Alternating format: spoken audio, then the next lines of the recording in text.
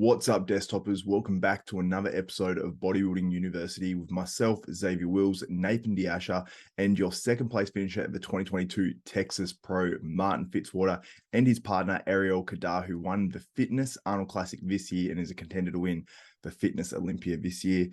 Firstly, Martin, I'll start with you. You're like the man of the hour at the moment. A lot of people asking questions about you and saying they're excited to see you on this episode because obviously, man, you came not out of nowhere because you did well last year, but your physique sort of came out of nowhere compared to last year. You grew a huge amount, got way more conditioned, and just brought a level of fullness, man, sort of like you do, Nathan. Like you bring that level of fullness no matter sort of, man, like even if you come in a little bit smaller, you still have that round bursting full muscle. And it's cool to see that from you, Martin, because I don't think even I expected it to that level. Like you standing next to Steve Kuclo sort of blew me away a little bit because I know Steve's a big guy and he's obviously a taller guy too. So, man, first of all, how do you feel coming out of the contest? And then I'll ask some more specific questions.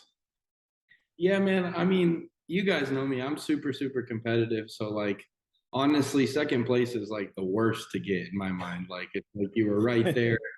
And like, it really felt like I was gonna win the thing, to be honest. Like when I came out and did my posing routine and stuff, like the crowd went nuts. Like the place was electric, so it was super cool, man. So like kind of riding a high from it, and also like my competitive nature. Like I'm still super hard on myself, so it's like it's time to get back to work. Like how can I improve?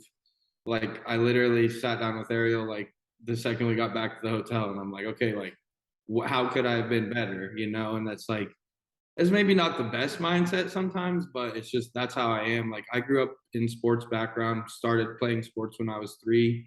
And like the sports that I played are very, very competitive. Like if you're not first, you're last type of mentality. So that's kind of stuck with me. And I think in a way it's kind of why they like me is because they know it's like, he's going to go right back to work. Like because he didn't get what he wanted, he's got a chip on his shoulder because of it.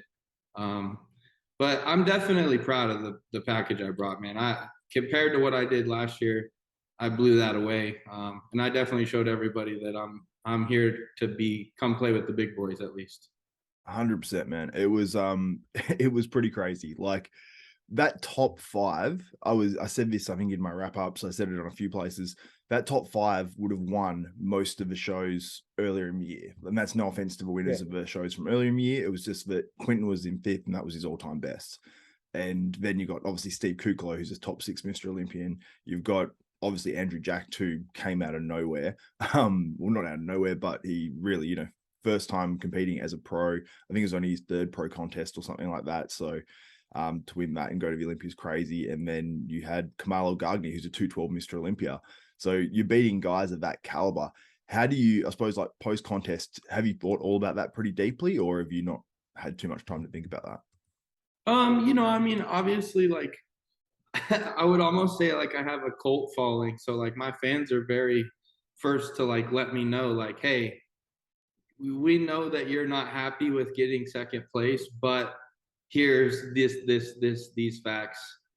Just like you said, all of those things. So they're very much to keep me in check, which is cool. And so is Ariel. So she's been in this a long time. She's had hundreds of shows where she could have placed higher, or we've all thought she could have placed higher. So she knows what it feels like.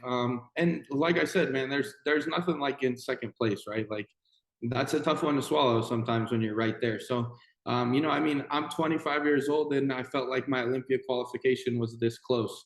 And that would have been a really, really awesome feeling. So, going into it, at first, I really didn't take any of those things into consideration. I was just kind of mad about it. But after having a day or two to sit back on things, I can definitely reflect and be able to say, like, man, I'm proud of that. Like Steve Kuclo is one hell of a bodybuilder and has been around kicking butt and taking names for a while now. That's something to take pride in. Like Kamal's a 212 champion. Like how can I not be proud of that? So there's definitely things to be proud of. But there's also, again, like to me, there's also that factor of like, I know that I can be better and I'm only 25. So I know that I can go improve. Ariel, what was it like for you sitting there watching Martin? I don't know. Actually, how long have you guys been together for now? First, Like close to 6 months. yeah. So Since obviously this is the first time seeing him compete. What was it like? Like, have you like as an experience? Like for me, like if I was watching someone else compete, like a client or something like that, I get more emotionally invested and involved than when I'm competing. If I get second when I'm competing, I'm like, that sucks, whatever. Move on. But if it's a client, I'm like, it's bullshit, or like I get really passionate about it. So how's it like having your partner competing in, the Texas Pro, in now his home state? It's interesting because I'm so used to everybody doing things for me, and I honestly hate that feeling day of the show. Like I like to do everything myself. So um I like helping him. I like to like be there for him, and made me feel like I'm doing something useful. But I know how he is, and like I knew how disappointed he would be if he was to get second. But going into the show, I mean, I've been doing this for quite some time now, and then going into my sixth Olympia, like there's things that you see and you things that you know that I'm not gonna say to Marty the day of the show, but Yeah. like it's kind of obvious what's going on. So I mean, I wasn't shocked that he placed second, but obviously obviously I want him to win. I want him to be happy, and yes, he's not like he hates that. I would never tell him I'm proud of you because he hates that saying like he's not proud. But like reality is like I told him like getting second at the show was like getting first. Yeah, absolutely. Nathan, what did you think about Martin's appearance? Because obviously he shocked most people. It wasn't a shock as much to I'll us. just be honest. I'll just be honest and just put it how it is because you're scared to say. If Martin would add more hype, he would have won the show. And that's just the God's honest truth. Not licking ass. I don't kiss butts. I don't give a fuck who you are. Martin had no hype into the show. Everyone just thought he was this small little dwarf kid from last year. And that was it. If he had more hype behind him, obviously he was releasing pictures, but he didn't have the following that Andrew had. He would have won the show. And that's just the bottom line of it. Okay, Andrew had that black man look, the roundness and bubbleness, which, blew Martin away. That's just the way it is. Black lads have that. But then, Martin turned round to the back and he had that fucking white man look that the white lad beat the black lads on. And if you look at it proportionately, if you look at from the front, right, in a silhouette, yeah, Andrew beats him. But then when you put him into poses, Martin beats him because Andrew's the perfect bodybuilder, right? He has awesome physique. No one can say he hasn't. And he's not missing parts. He just hasn't got that hardness. Like Akeem was the same. When Akeem is a little bit off, yeah, you beat him, and that's the way it is. You can see on there when Nick Trigilli said himself. You can see just off the picture. The striations in Martin's ass and hamstring and stuff, and the detail on the back. Not, Andrew's crazy, but again, if it would have been more hype for Martin, he would have. You can't argue he would have won the show, right? But at the same time, you can't take away from Andrew. But I think when it goes to Arnold Classic, it'll be a different story. Yeah. And, that's just the way it is because a lot of these guys who have that, you have more chance of beating them in the Arnold. So I think Martin will take him at the Arnold because now everyone believes what Martin can bring. So, he'll gain more followers, have more hype on him, more people licking his ass. And that's what's going to happen. He's going to more than likely win the Arnold, if depending on how James comes in. That's the only three who have to threat, and I've seen the lineup. I know it's big, it's dangerous, but they're the front three runners. Now, also, you take it into consideration without being a bit fucking cheeky, Andrew's won a show already. Not taking away that Martin won't win him anyway, but Andrew's won a show, and we know from previous experience that they want more people at the Olympia. So again, that gives Martin a more advantage to kick up the ass, and that's just the way it is. People are scared to say because Andrew's got the hype, but fuck it. Yeah, and it's a crazy physique. Martin, how old are you? 25. 25, bro. And people are literally not even mentioning that at the moment. Like I think I mentioned it, but I was like, I doubted myself for a second. I'm like, no, maybe you're 26. But for 25, the level, like your back lat spread does not look like a 25-year-old's back lat spread. Oh, I've gone past it, I think. Nick, I think Nick done a podcast, right? I done a show today, and Nick said the same thing as what I said, silhouette. You can see a case for Martin winning it. not like saying you're taking nothing away from Andrew. Fucking, you know, you wouldn't be asked who won, because both deserve to win in their own right, and depend on what physique you like as an individual. But you could argue the case for Martin, just right there himself. You put a picture of Andrew, he doesn't have, you know, that detail in. People say, like, you know, other podcasts and stuff were knocking Andrew, and Andrew was saying, you know what I mean, bodybuilding for a year. Really, been bodybuilding for fucking a long time. You just be on stage for a year. I hate that claim. I've been bodybuilding for 1 year.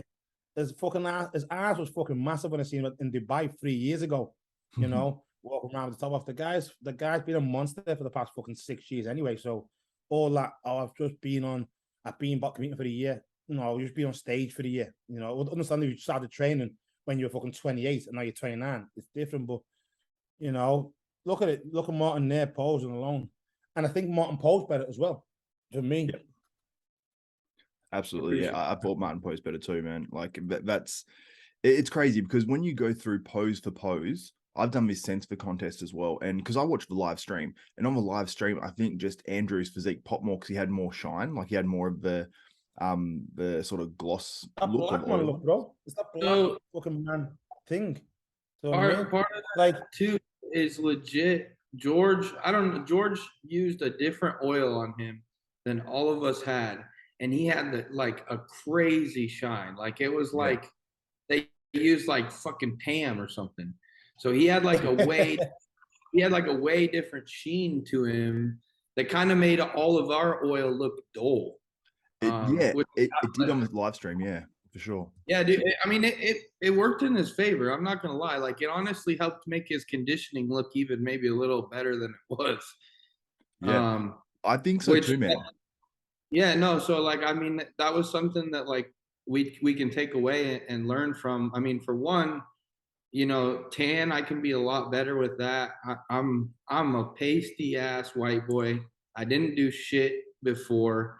We're gonna get in a tanning bed and make sure that we make that a lot better going into the Arnold UK. So I have a good base, as well as probably base tan me a bunch of times going into it and shower it off and stuff, so that I can be at next level darkness. And then, you know, obviously we know now that we can put a lot more oil on because it could work in our favor as well. Yeah, I was listening to Nick Strength and Power's video, and he mentioned he knew quite a lot of people that went to the actual show, and they said, hey, it wasn't as much of a sort of a slam dunk for Andrew as people thought watching the live stream, and they said it was actually really close, and some of them even had you winning as well. So I did see on the scorecards he did win with straight first, but there's only 5 judges, at least scores judged, and the one high and low were thrown out. So potentially one judge did have you winning. But I was, perhaps a little bit surprised. But watching the live stream, like I said, that oil made him stand out and made him look so much more conditioned than he was. And then when I saw photos, I was like, wait, maybe it's just these photos that aren't good. And the photos didn't make you guys look quite as conditioned, or some of them didn't. But you could tell all you guys were in shape, which was really, really cool to see. And when I actually went pose by pose, like I actually want to do it with you, Martin, and Nathan, is just go pose by pose and sort of decide who sort of wins each pose. Because I've got a few of these that I posted up on Desktop Bodybuilding's Instagram, but I don't have all of them there. But pose by pose, Martin, front double bicep, who wins that one? Because that was probably, I think, Andrew's best shot. Yeah, that's his best shot, hands down, especially because his abs are so wild, man. We taking a step back and looking at it, like, sometimes you have to kind of know your competition, right? So, like, we looked at it, and for finals, I actually, if you paid attention on the live stream, I actually hit my front double a little bit different one of the times, with my abs crunched, and it kind of helped my look, because the vacuum just against him, even though my waist comes in and looks wild, because his abs are so wide, like his abs are nuts, dude. They're some of the most developed abs I've ever seen. They just like pop off of him. So with his abs like that, it instantly makes your eyes want to go to his physique. So like me flexing my abs helped me in that a little bit, but that's for sure his pose, especially because he got the big long arms too. So I mean, I think for sure, like I would give him the front double for sure. Yeah, Nathan's just disappeared. I don't know what happened. His internet might have clunked out, but I'm sure he'll be back. Let's move on. Front lat spread. I haven't got a photo of that one here, but what did you think about that compared to Andrew Jackson? For people watching as well, I'll put one over the screen of you both guys as well. I think you could argue that either way, honestly. Like, I fill some of the gaps that I would say that he doesn't really fill. Like, his arms are really long, right? So like my lats fill that gap, whereas his lats don't fill that gap yet. Yeah. And he's kind of shallow in like his forearms and stuff, so his arms don't look as wild as mine. But he, again, like his abs are so crazy in it, and his chest is so round that I think like I would probably give it to him as well. Honestly, like his two front shots are his best shots. Yeah, I love that honesty. Now this is where you start to come up. So we'll go to the side chest. So side chest, I'll bring it up here. The comments were pretty much all on your side in this side chest, man. So we'll go through it. Yeah. So Steve, I mean, Andrew Jacked. I would say that my side chest is probably one of my best shots. So, I mean, I would give that to myself. One, for hamstring. Two, I hate the way that he poses it. So, to be honest, like maybe he could have beat me if he would have posed it better, but he does not pose it very well, to be honest. And then conditioning wise, you can see like his side legs from the waist down, man. Conditioning, I kick his butt. Like, that's all there is to it. This was the thing, like watching that live stream, because you see this shine here, your eyes would just automatically go to the upper body. Like, I didn't even notice his side leg was that lacking until I really kept looking and analyzing the live stream. So I started, as the live stream sort of went on, I was like, oh, I'm like, you're in this, Martin. And with the front double bicep as well, when you said you changed at finals, was that when I don't know if you went up into the vacuum first and then popped into it, or you popped into it with the flex tabs and then opened up? Yeah, I noticed that was cool, man. Well, that was real. Yeah, cool. I pulled a vacuum first and then crunched down into it, just to try to make the eyes come to me again. You know, anything that you can do, sometimes you just have to keep drawing that side attention to you. With me, like here in the side chest, you know, I hit that transition shot. I know you guys have seen it posted on the internet where I kicked that glute back, and hit the tricep. And so, like, I mean, even Freddie, the promoter of the show, was like, dude, when you hit that, like, it literally makes everyone in the building look at you. Like, he's like, it's so, your glute is just completely cheese grated. So it, you know, like that was a cool feeling. Like, I really felt like I won that shot, no matter, like, no one could stand with me in that one. And that's like I said, that's one shot I know is one of my best shots. Yeah, because your front double is probably like your least conditioned looking shot. So it's like, as you start to hit those other shots and you do that when you turn to the side, like that transition you said, you go, holy shit, all of a sudden, like, yeah, wow, Martin's shredded. You know, you just notice it so much more. And I'm sure as well, being up close at this show, like you can see on this outer quad here, you've got those details and that dryness to it. It just doesn't show as much through when you look at the overall photo, but you can see here, you've got the lines through there. It's just that obviously it's quite an exposed photo, because I've seen other shots and videos up close and you look even much harder than this. So Nathan, I'm about to get the 4K posing video. Oh, sick. They're awesome, those ones. Yeah, from finals, and that'll show everybody just how peeled I was. Nathan, we decided Andrew wins the front double bicep and front lat spread, but Martin wins the side chest. Agreed? Yeah, agree. Yeah, cool. Then the side tricep, I don't know if we've got photos of this one either. But how do you feel about the side tricep? Because I think that, like Martin, I think you won that one as well, just because Andrew's side leg probably is what held him back from winning it. Like, yeah, that, and like I was the first one in that pose, and like I can just hold that thing forever. Like, I never move. So I hit it like Hunter Labrada does, where it's like classic shot, and I can twist all the way around, and just as soon as I lock my abs in, like I can just lock there. So like that one, I feel like if anyone gave me a fight in that shot, it's Kuklo, to be honest, because Kuklo has a really good side tri. Yeah. But I feel like I probably won the side tricep too as well. Yeah, I think so. Yeah, I think it was you and Kuklo out ahead of that side tricep for sure. I was just going to try to find that one, but can't see it. But the back double bicep, I'll go back to my page for that one because I've got photos of both of it. What do you think about Martin on the back double, Nathan? I'll go to it now.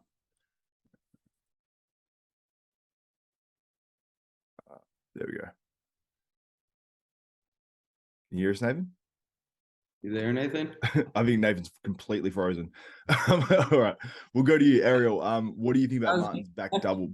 Definitely.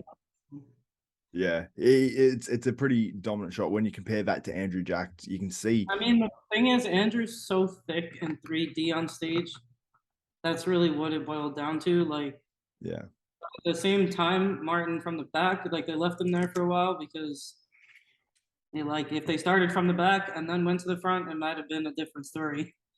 Yeah, that's actually what I thought as well. Because like as a judge, as soon as you see someone in the first pose, and obviously that's a front double bicep, and that's obviously his probably most dominant shot.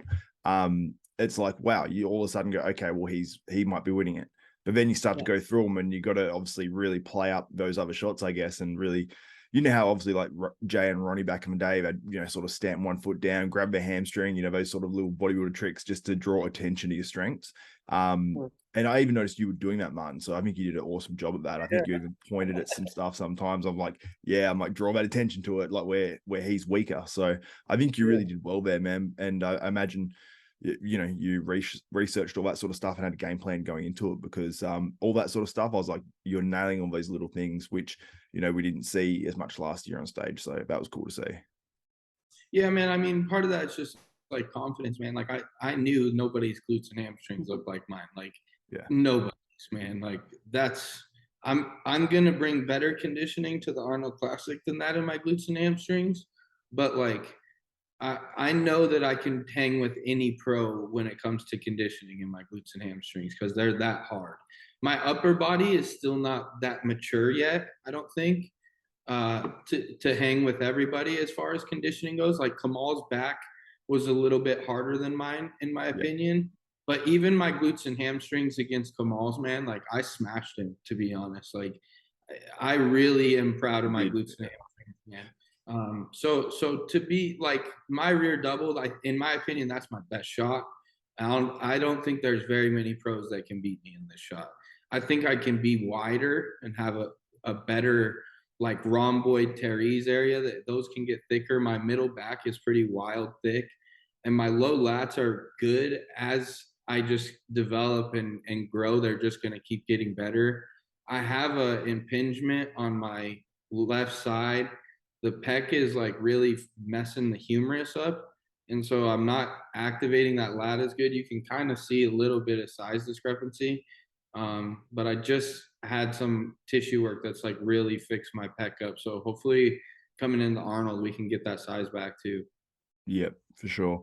Man, overall, this is a very, very complete back double bicep. But like you said, I love the way you sort of pick it apart, because if you had said that there's a discrepancy in your back, I'd have to really look as well, like you can see, this side maybe a little bit more, but it's honestly, it's so close. But it's cool that you're onto all that sort of stuff, because a lot of guys just go to the gym, train really hard, and don't analyze things. And I think you take a really scientific sort of approach to it and really analyze what needs work and all that sort of stuff really on a deep level. And I think that's why obviously because of the dedication, all that sort of stuff, that's why you're doing so well at 25 years old. So you mentioned the Arnold Classic.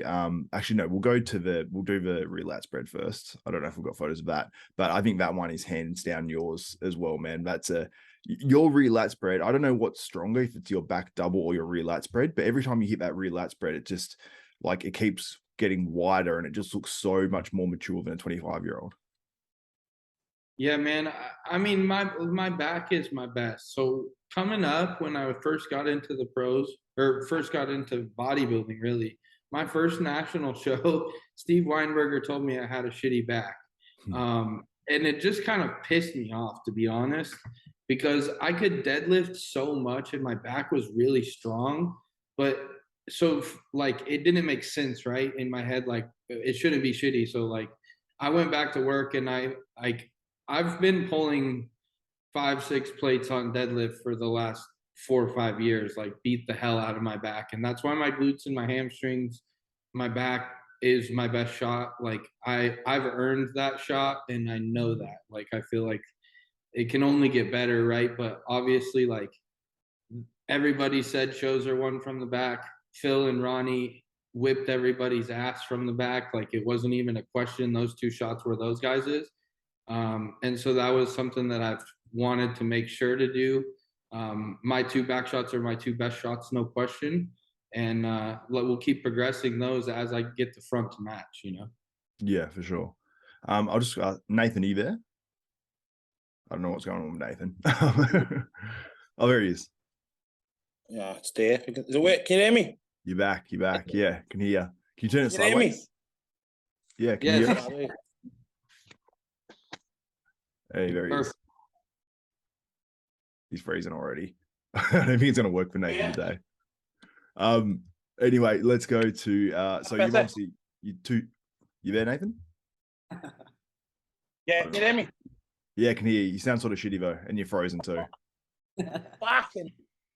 Oh, there you go. You're moving all of a sudden. I think fuck you. All right. So we've decided obviously that would make you up 3 poses to 2 now, what we've gone through so far. So then you'd have the side tricep. Oh no, we did the side tricep, didn't we? So you'd be up like 4 poses to 2 based on our judging, and I don't think that's unreasonable at all as well. And then you had obviously the ab and thigh, which what do you think about that one in terms of judging between you and him? I think actually let Ariel go. Yeah, I mean, I guess it's a front shot again if you want to give it to Andrew. Just because, I mean, Marty was really impressive, especially when he kicked his leg out. But, I mean, Andrew was also impressive. So if you're going to be neck and neck and Andrew's already winning the show, you're probably going to lean towards Andrew. But I really do think Marty was incredible. The problem is he's 25. And so the way they see it is it's like a 3rd full cup. They see like this major project that's going to happen and it's not fully developed yet. And so it kind of sucks because I've been there.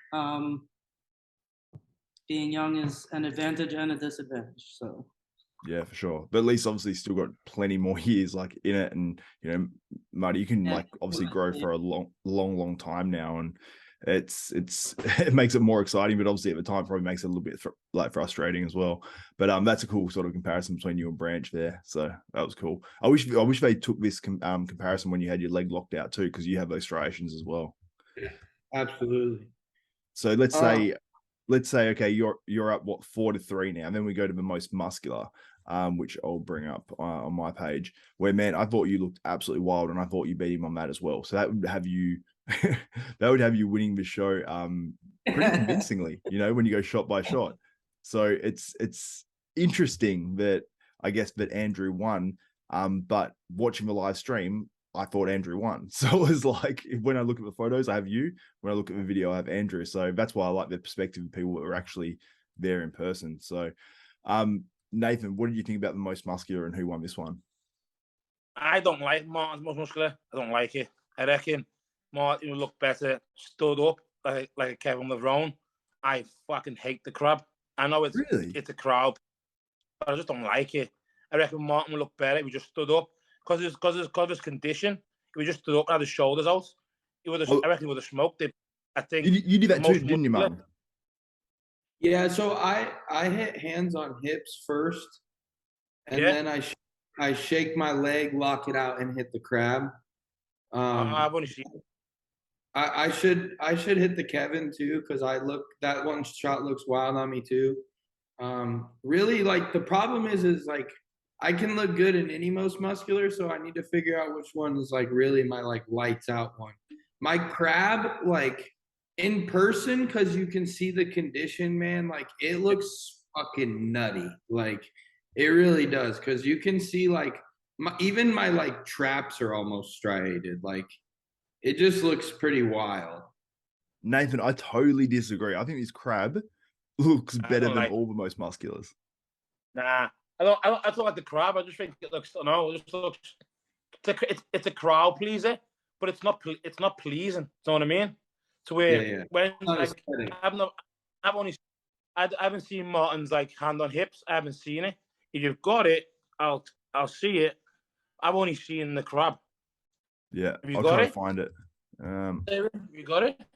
I'll try to find it. I haven't got it on that one, but go to the IFBB and they have like the comparison rounds, and you can see like us standing next to each other. Like it's pretty far out, but you can definitely see. I'm pretty sure that one you can see that I'm hitting the hands on hips. Oh, here we go. Here's one. Yeah. Oh, that's low quality. Yeah, it's really low quality, so it's like you can't even tell.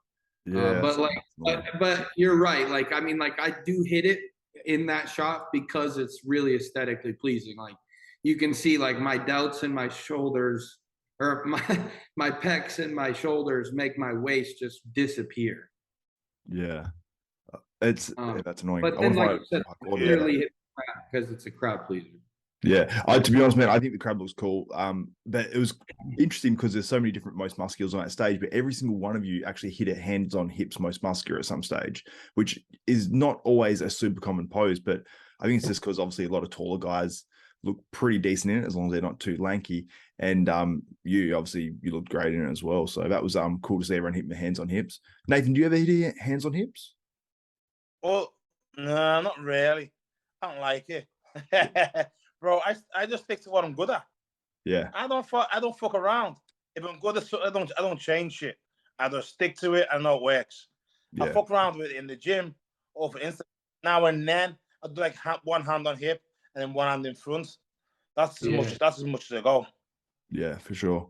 I'd be interested to see what you'd look like with your hands on hips because you got that physique that would normally look really good in it. You know what I mean? If you hit it the right way. I'll pose next time in the changing rooms, but fuck doing it on stage. Imagine look like a bag of dicks. I'm sure you'd be right. Anyway, so yeah, we would have you obviously winning however many poses to however many poses. You win by a few of them anyway. So I imagine that, you know, for that reason, it would be sort of disappointing looking back on it going, damn, did I win more poses? But Ariel, obviously being there in person and watching the show, how did you feel in terms of like finals and prejudging, like coming out of those both? Like, did you think that Martin was going to win it after prejudging, and at finals, were you thinking that he had a chance of winning it? Or did you think that, you know, by just the vibe there that maybe Andrew would win it? Watching it, sitting there, the way they had them put on stage, I thought maybe Martin had it. To be honest, I really thought Andrew was probably the winner, but I'm not going to tell Martin that. It's just the person that everybody's going to look at. It's just his muscles literally come out of it's nobody's on stage that's like 3D. So if you're looking at everybody individually, I mean, even Kamal probably looked pretty good in individual shots. But as far as being there, it would be like you can't even see Kamal because Andrew is 3 times his size. So, I mean, I could see why on the live stream you probably were favoring Andrew because you could probably see his muscles more than anyone else, like realistically. And then when he put that sheen on, I don't know what that stuff was. Because he's so thick, it just made it look even thicker. I don't know if it necessarily made his conditioning look better, but because his muscles are so damn thick, it just was like, here I am. He looked like a dinosaur on stage. Like Martin looked almost like a classic bodybuilder in bodybuilding size. Yeah, it was like that. Hey, it was almost like Andrew Jack was like a different creature, like he's like a robot or something, like on stage, like hitting that front double bicep when he went into it. Probably would have favored Martin because I feel like in some judging criteria they'll choose like an overall rather than like the biggest guy on the stage. Yeah, for sure. So Martin, after the whole weekend, how was, I suppose, like walking out of it? How do you feel about it? Going to the Arnold Classic UK.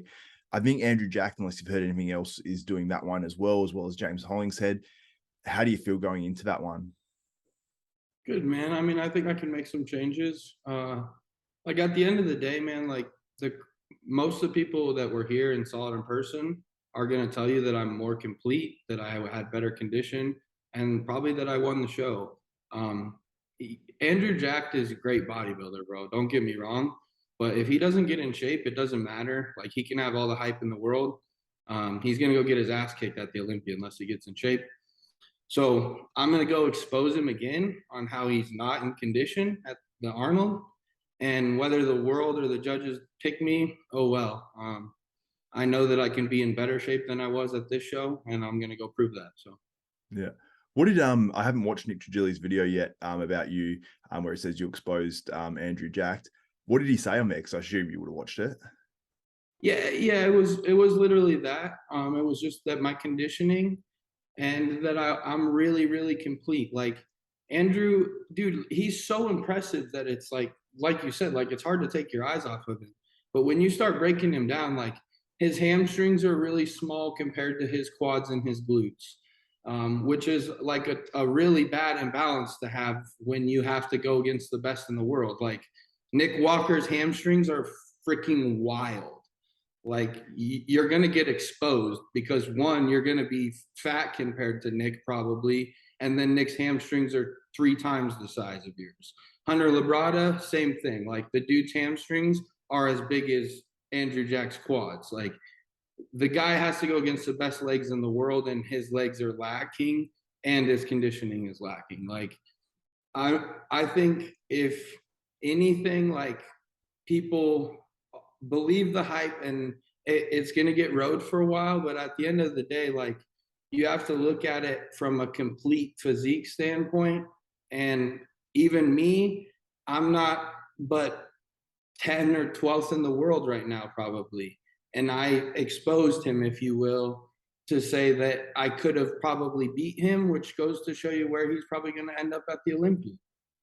Yeah, and it's interesting too because I've discussed as well, like, you know, where would Andrew Jack sort of finish at the Olympia? And I think even Ian Valier, now I might be wrong on this, but another channel mentioned that Ian Valier said in Nick Trigili's live commentary of the contest that he actually said that he wouldn't beat, or his physique maybe wouldn't have beaten Andrew Jack's. So that, like, you know, if you're putting Andrew Jack as 6th in the Olympia, for example, and you were close to him, it sort of goes, oh wow, okay, like, you know what I mean? Or if, you know, you potentially could have beaten him, it goes to show sort of where your physique's at. And it's going to be just such a stacked Olympia this year. So you pretty much chose the most stacked lineup of the year, maybe outside the Arnold, and then you're going to be doing probably one of the most stacked Olympias. Obviously Nathan, you'll be in there as well. So you know, obviously if you do make it to the Olympia and win that contest, so that would be cool to see. Obviously you and Nathan up there, you know, battling it out. It'd be so cool. Be wild, man. Yeah, honestly, like, I mean, I'm getting a lot of questions, like, you know, what's next, and are you gonna do Italy too to try to qualify for the Olympian stuff? But to be honest, man, like, I'm not chasing the Olympia qualification. I'm gonna go do the Arnold Classic because I committed to that, and I know that I can improve on my look and do better. But I realistically, man, I want to get back to improving. I know that I can be a much, much better bodybuilder. You guys saw what I did in a year from the Texas Pro. And I mean, half of that time wasn't even getting to really put in work with Branch until a little bit later on, you know? So like it's 8 months worth of work. And I think if I can just get back to work, I can really, really, really make some big improvements and come back and do the same thing again, man. I just got to keep showing up. Yeah, that's awesome. We'll move on a little bit, and we'll ask some listener questions too, which we'll probably have some questions for you in there as well, Martin. But Nathan, what's been going on, man? Because we haven't seen you for 2 weeks, so 3 weeks, I think, since we've recorded with you. What's been happening? Busy, man. Just fucking life, business. A few things have happened. You know, caught the show's caught. You had a bad time. Up and down with the gym, staff, a few personal things. So some of the time, to be totally honest, mate, like I haven't even posted much on social media. Just haven't got. I just have not had the time, you know. And you know, you guys know I'm setting a lot of things up for when I finish bodybuilding. So right now, that's taking priority in everything I do. So my days are like, you know, 17, 18-hour days. So a bit of a fucking pain in the ass even. Getting in the gym, I'm in and out. A lot of the meals I'm having to eat in the car and on the go and stuff. So unfortunately, like, and usually sometimes, like most times now, 9, 10 at night, I'm out busy doing whatever I need to do. So fucking, it's just getting the time, bro. That's it, really. Just the time's been awkward. And obviously, Martin was doing a show, and when I couldn't catch up that day, I was doing something then. So, but I'm back now. So fingers crossed. Fingers crossed. Nice. Obviously the Olympia is 17 and a half weeks away, something like that now. When are you going out to Kuwait? Is that still a plan this year, or? I'll go Abu Dhabi on Thursday. Oh, awesome. Cool. Is will you have your own normal trainer out there, Ahmed, or will you have someone else? Yeah, go to Abu Dhabi just because life's a little bit better. You know, and I can probably get on the piss on the weekend and stuff. But I'll probably go there. You're prepping? More than obviously course, bro. Fuck that. Yeah, fuck. You think I'm gonna go 7 days a week, chicken and rice? Fuck no. Fuck no. Probably. And plus, I go there till probably October, end of October, November, and then out to Kuwait in November for the last portion. But Ascar will come over more than likely, you know, because it's an hour flight. Probably come over like once every fortnight, something for a few days, and you know, it helps the gym, more promotion for the gym out in Abu Dhabi for the guys there. It's just a different environment, you know. But obviously, we go, like I said, I go Thursday, and I'll probably go to Kuwait probably in 2 weeks' time, for 2 weeks, and then back to Abu Dhabi, something like that. Yep, that's awesome. But I'm being serious. Do you actually drink while you're prepping, like the whole way through? Yeah, of course. Really? Why not? How much do you drink? Because a lot of people would be mind blown by that. You know what I mean? Like, I know one guy down here, actually in Tasmania, where I live now, who used to smash a couple bottles of wine once a week while he's prepping and go out dancing. That was like his cheat meal. So is that sort of just like you're like, okay, that's you let loose once a week, and do you think it affects your physique? No, you're cutting out. No, it doesn't affect me. I've done what, 17? Can you hear me? Any better? I can hear you now. Yeah. Yeah, so I've done like 17 years doing this, you know. It's just the normal people have cheat meals, you know. You want to have a fucking curry or a burger or whatnot. I'd rather just have, like, you know, a bottle of vodka or something, or just chill and live a little bit of a nightlife and just live chill. Or, you know, when I'm in Kuwait, it's just a biryani and a curry. So obviously I pick Abu Dhabi, right? And then obviously I've got the World Cup in November, December. So I want to be there, watch football. It's a kill two birds with one stone. I can prep, watch football, and have a little bit of a life. Yeah. Do you even drink in those countries? Yeah. They have alcohol. In Abu Dhabi and Dubai you can. Kuwait you can't. Kuwait's a no-go. No. Yeah. You're cutting out a little bit, Nathan. We can get the gist of what you're saying, but yeah, that's insane for most bodybuilder standards. I'd say 99% of people competing at the Olympia probably wouldn't do that. Martin and Ariel, I know you guys are sort of laughing as Nathan says it, because you both, I can tell by you, Martin, 100%, but you would never probably touch a drop of alcohol during prep. And Ariel, you're probably somewhat similar. I'll ask you first, Martin. What do you think about that? And like, I suppose, what comes to mind when you hear Nathan say that he goes out and gets on the piss on the weekend while he's prepping? Hey man, everybody has their vice, right? So like, if it works for him, I mean, Nathan's one of the best bodybuilders in the world, and like maybe that's his decompression, de-stress. You guys know, like, I smoke a little bit of weed. That's my decompression. So it's whatever, you know. For me, drinking is just kind of out of the question, mostly because like both my parents struggled with alcoholism and stuff, and I'm just not really into it. But like I could understand if it was like, you know, if it was my thing and you had a glass or two of wine with like a dinner one night a week or something like that. Like, absolutely. Like Nathan's thing is to drink a bottle of vodka. That's cool. Like, you know, so like I said, like I think obviously like I wouldn't do it, but I think like sometimes you have to still have that moment of you have to have that moment of being a human. Yeah. So like you said, like me, like I would rather have a cheat meal. Like I'd rather have a burger. Makes you feel like a human, decompress, maybe get a good night's sleep. Nathan's thing's drinking a bottle of vodka, you know, each to their own, I guess. Man, I love the screen that's frozen on for Nathan right now. He looks like he's just so happy. He looks like he drank a bottle and got stuck there. Yeah. Actually, first pro show I was partying in Vegas like 3 weeks before. So wow. I think it just depends on like where you're at, and I wouldn't, like, if you're gonna drink, like, vodka is probably the best choice.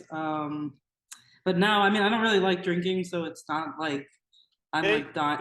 I'm dying for food. I'm not dying to drink. So I'd rather eat if I'm gonna have a cheat meal than to drink alcohol. But I mean, I guess Nathan's fine with that. Not eating and drinking and partying. That's fine. It works for him. Yeah, exactly. And I wasn't laughing at you, Ben Ariel. I was laughing at Nathan. Like just like I seeing know, his he face, I was couldn't stop laughing. looking at it and hearing those little noises in the background of him. But oh, I think he's back. But yeah, Yeah. can you hear us now, Nathan? Yeah, yeah. Oh, I cool. knocked it off charge. Man, that was hilarious. You're you're sideways right now though, so you need to like just flip it around a few times. It should come right. But yeah, I couldn't stop cracking up at your face, then, Nathan. You froze at like a perfect moment. But yeah, I've never done the drinking on prep. It'd always just be a cheat meal and a couple of like glasses of wine, maybe. That's about the extent I would ever go. Like it's just, I don't know.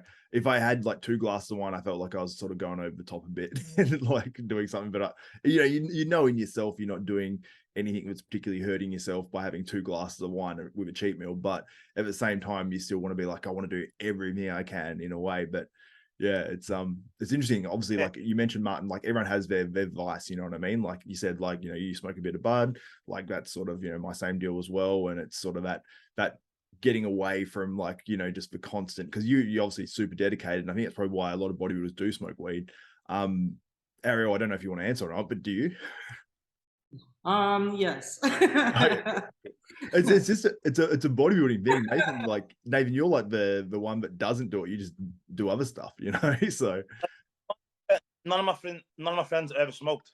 Like really, we've never smoked from like 14, 15. We've partied, you know, so we've never smoked anything, whether it's a cigarette or, you know, or a bit of green. We've never done it, so I don't know what it's like. Do you know what I mean? That's my thought. Is like every weekend we, you know, even when we were in school, we're like 14, 15, you know, sneak out in your school pants and a new shirt, and you go out and try and sneak in back doors in clubs and stuff. But I've never smoked, man. Never tried it. Never liked the smell of it. It's just not my thing. But you know, I'd gladly go to a fucking rave and pick up a bottle of vodka. Not a problem. Yeah, for sure. Martin, what's all the like? Because in America, I know it's like state by state, it's different laws in terms of weed and all that sort of stuff. What's it like, I suppose, where you live and then other places in the US? Like, can you just anyone walk in and just go buy bud? Like, Yeah. So where I'm at, I don't smoke weed at all. yeah, you only do it when you go to locations like So when I LA's. go to Colorado, I smoke weed. Yeah, you've stopped now. But no, so in Texas it's very illegal. But when I lived in Colorado, I had the experience of going to dispensaries, and anyone can just go in and you can buy there. There's a legal limit that you can buy when you're 21 years old. And it's very similar to like going to a liquor store, right? So you go in, you ask for what you need. It's a little bit, I would say it's a little bit more of like a pharmacy mixed with a liquor store, in the sense of like, It's kind of like going to a takeout restaurant and they have the descriptions and like some things to do when you like can see some of the food. yeah.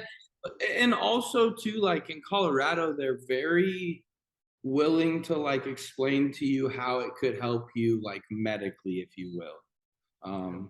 Like they'll be like, oh, this helps with appetite, and or this helps with energy, this is for bed type of thing.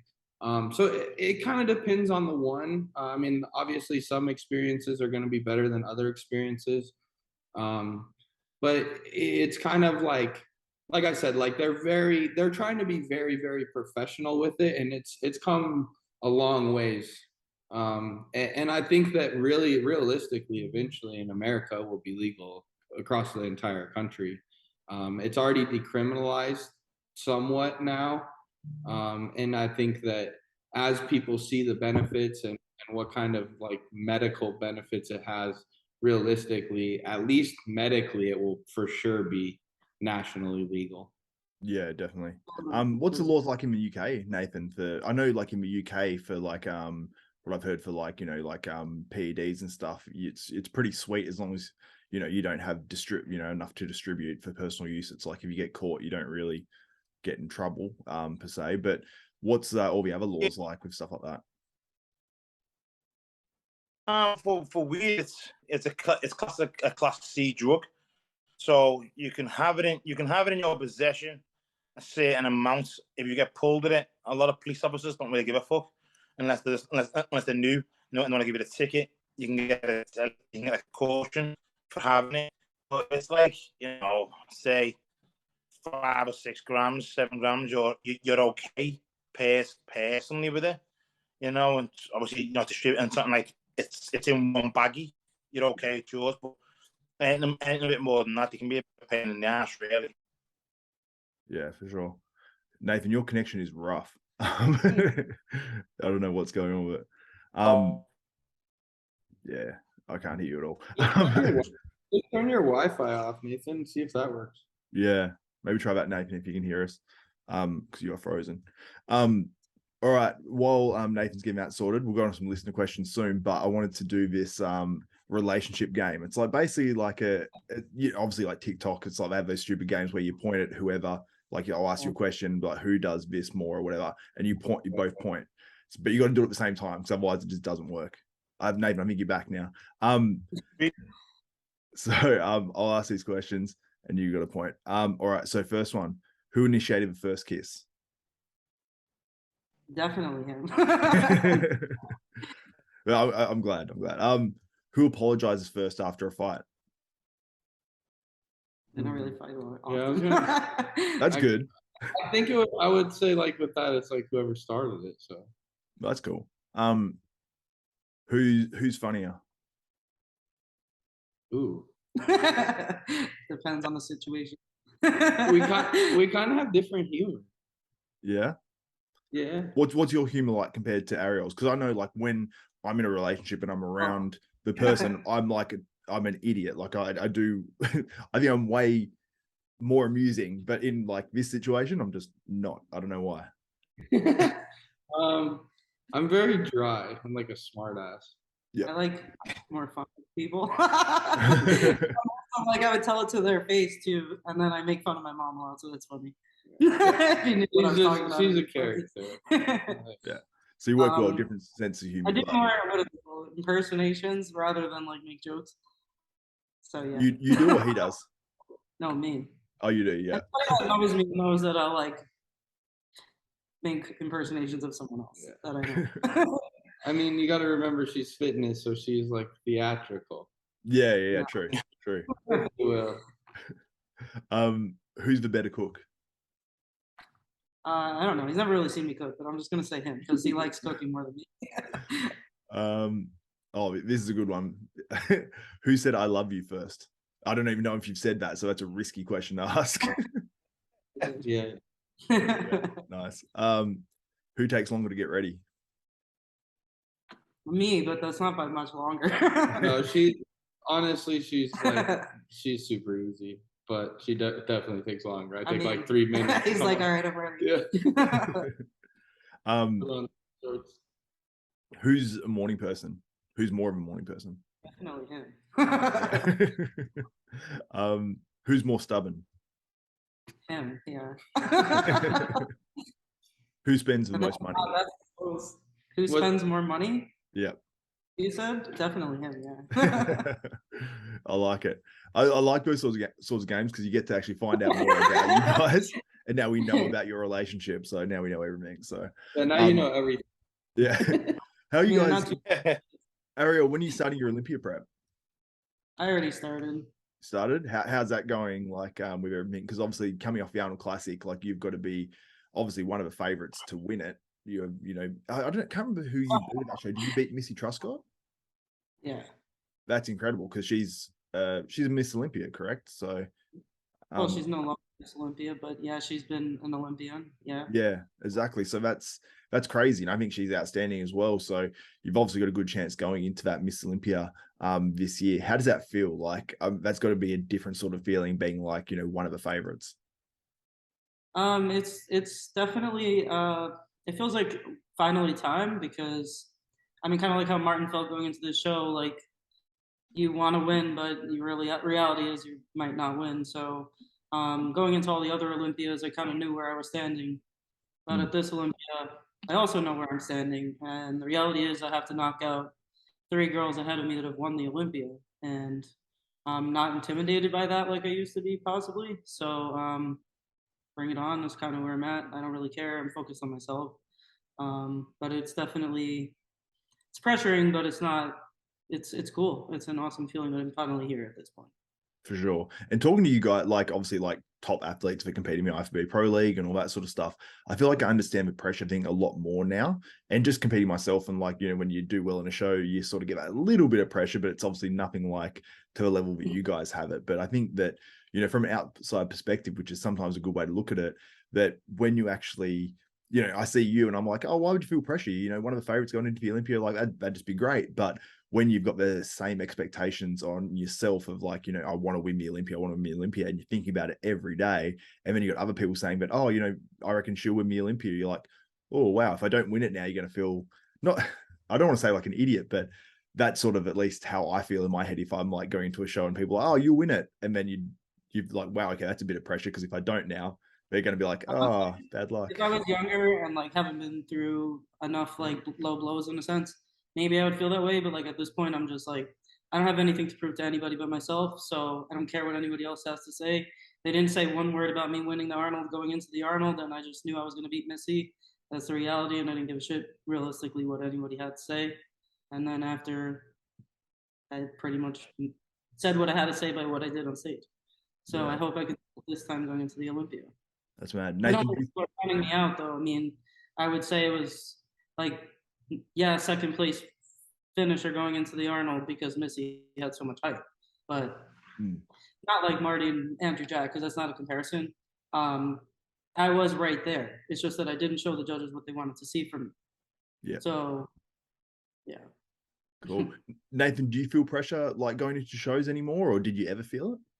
You probably. Not really, bro, because you're there to enjoy it, right? I think my first show, I felt pressure at the New York Pro, my first one, and then after that, I just thought, listen, like whatever's going to be, you're going to beat me. You're going to beat me, even win or win. It's one of them things, you know. I'm there because I'm good at it. I enjoy it, and that's it, really. You know, if whatever, all I can do, like you know, is bring the best I can be. If you beat me, you beat me. If you don't, you don't. And that's my mindset to it, because if I'm my best, then that's good enough for me, right? You know, looking up at being, you know, at my best a few times, won a few shows. But you know, if I get beat, shake the person's hand, then I can only bring the best practice in the day. I can't control what anyone else brings. So I don't think there should be pressure. I think people who put pressure on themselves, then a lot of the time they just look shit right on stage. So I just think just go with the flow and just be the best you can be, and that's a win in itself. Yeah, absolutely. Now let's get into some listener questions. Let's start it off. I'll go to Instagram first, and we'll just bang through a few of these, because a few of these we can answer pretty quick, or you've already sort of answered them, Martin. First one from original Joseba.15 on Instagram says, do you think EAAs have a significant impact on recovery if taken intra? Nathan, do you want to answer that first? What, sorry? I didn't hear. My bad. Oh, do you think EAAs, essential amino acids, have a significant impact on recovery when taking it intra? I think they do. For me personally, I feel a lot better when I take them. For me, I take them. I'm about to first thing in the morning and intra workout. You know, I just feel a lot better off it. The recovery's a lot more, and it just helps me beneficial. You know, so I do personally. For others, I don't know, but I do. Yeah. What about you, Nathan? I mean, Mun. I mean, so you like realistically, you got to understand the science of what it's doing, right? So like, I mean, we're taking supplements, right, that are putting you in protein synthesis. Then you take an amino acid, that essential amino acids, which is everything you need to be in protein synthesis to make muscles. So absolutely beneficial, right? 100%, in all ways, shapes, and forms. Realistically, if you've watched my YouTube videos, I drink EAAs between every meal to bridge the gap, to keep my body in protein synthesis the whole time, right? So like realistically, hopefully even in prep when I'm in a deficit, in that sense, I'm holding on to the tissue that possibly I would be maybe tapping into on those low days. So if you understand the science and know what muscles are built out of, what you need to have muscle building properties happen, EAAs is one of the most beneficial things for that. So it's absolutely something that you should do. Whether it's intra or not, there's some studies that have proven that it could maybe be more beneficial to do it intra, but realistically, just having them throughout the day and making sure that you're in protein synthesis is the most important part of that. And it's an interesting one. I actually wanted to ask you about that. I forgot after I watched your video, you mentioned about drinking the EAAs all day. Now, I've heard different theories on this. I've heard some people say that, you know, you want to actually have those gaps between meals where you're not having anything that your body's having to assimilate. And even though obviously EAAs are basically the pure form of the protein, basically, it's still something for your body to sort of, or your kidneys to filter and all that sort of stuff. So how do you, I suppose, because I've heard of a debate both ways. I've heard some people say that, you know, if you're drinking in excess of amino acids, then potentially, you know, that will be, you know, through gluconeogenesis, it can actually convert into glucose. And that could be a bad thing, but obviously, you know, you guys are on a different level. You guys can synthesize protein, obviously, probably a lot more efficiently, and obviously with the help of, you know, PEDs and all that sort of stuff, it can be a bit different. So does it change between natural lifters and enhanced lifters for stuff like that? Or like, do you think it's right for everyone to drink aminos all day or not? So I would say in that sense, probably drinking them all day as a natural person, some of it's going to go to waste. You're going to pee some of that out. Being enhanced, you have more properties putting you in protein synthesis more often, more continuously. So the benefit is going to come more with that, obviously. Now, that being said, realistically, the only thing that it's affecting by overdoing it is maybe that your pocketbook takes a hit as a natural athlete because you're doing a little bit more EAAs than you should be and you're peeing them out.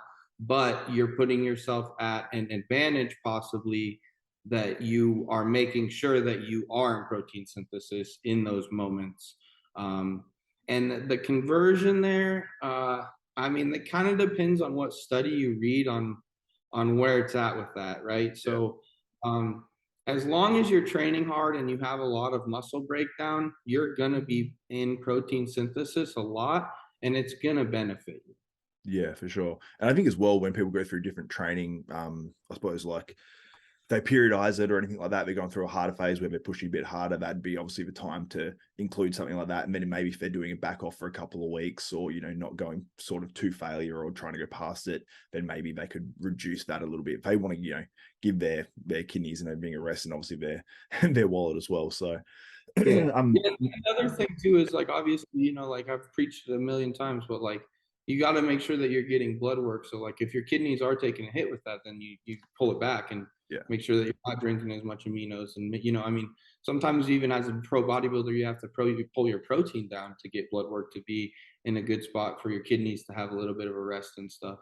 So, you know, again, the blood work tells everything and you have to pay attention to that. But there is some benefits there that can really go a long way. Yeah, I have actually heard a story from someone in Australia. They said I was coaching someone and they said, they said, is amino acids okay or something like EAAs?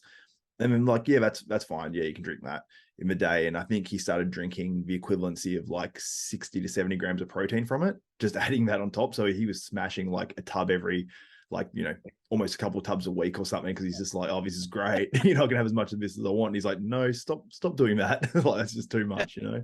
So, it depends on your diet too. Like, yeah, exactly. Have you ever done it, Ariel? I drink EAAs during training. Oh, yep. Just during training. Have you ever tried it all day ever? I feel like for me, I like the gaps between meals. Yeah, for sure. My stomach needs to clear, so I'm kind of against that. But you know, to each its own. It was his own. I mean, the thing is she has to weigh 130 pounds. No less. Like I have to weigh 260 or 250. Yeah, I mean, obviously, I guess if I was doing women's physique or something, I'd have to have a different look. But then my diet would change, and a lot of other things would change. So yeah, it's very dependent on what everything is going on.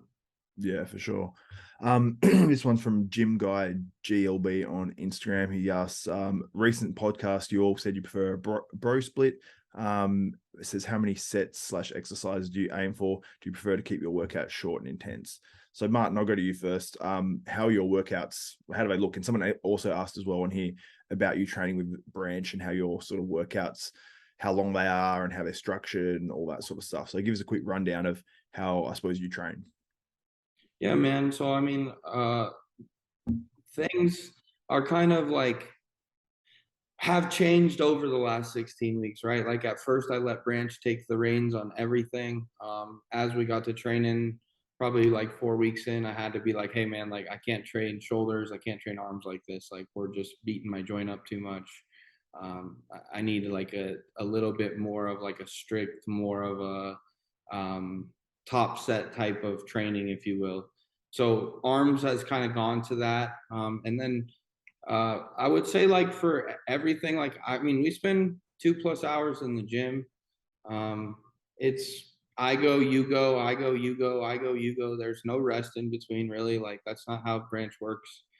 So intensity is psycho high. And I would say we do 6 to 10 exercises depending on the body part. And we're going to do anywhere from 3 to 5 sets on everything. And it's going to be, it depends on the body part, but it's going to be somewhere between 10 reps and 50 reps. Legs is a lot more reps, which I mean, it shows. Like my legs are wildly detailed. You know, Ronnie's legs were the best we've ever seen in our lives from doing that same shit, and Branches is probably right up there, if not next, with Tom and Ronnie, you know? So that's how we train legs. I would say, you know, I mean, it's like you do leg extensions, then you do leg press, and then you do squats, and then you do leg press again, and then you do a hamstring curl, and then you do another hamstring curl, and then you do a standing hamstring curl, and then you do a squat. Like it's just, if you can dream it and you can make it through it, then add like 2 more exercises next time and try to make it through it again, man.